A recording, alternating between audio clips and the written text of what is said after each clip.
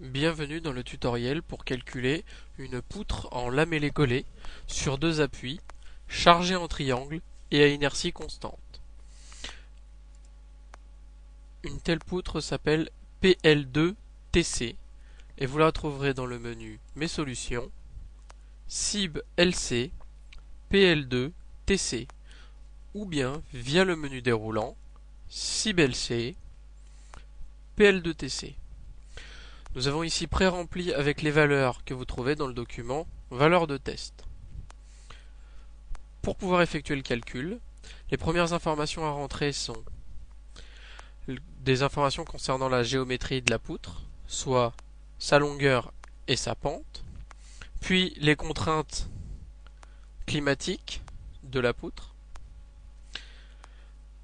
les informations caractéristiques du bois choisi et enfin le champ de force qui s'applique sur votre poutre.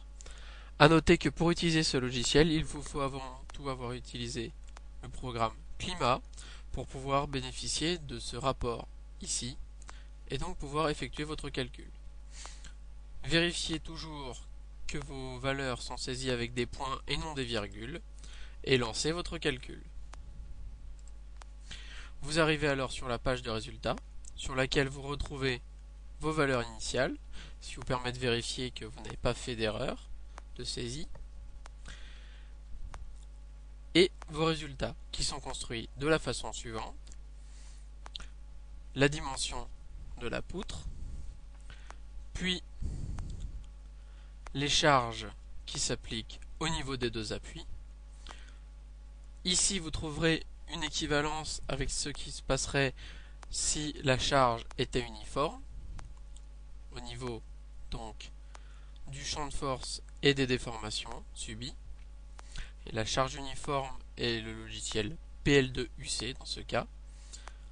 Ensuite, vous trouvez les différents champs de contrainte, les déformations subies par votre poutre, et enfin les différentes conditions aux appuis.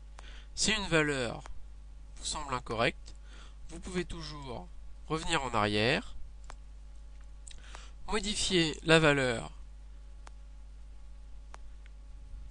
qui ne va pas, voici, et relancer le calcul. Vous pouvez faire ça de manière illimitée. Une fois que vous avez les résultats qui vous satisfont, vous pouvez imprimer.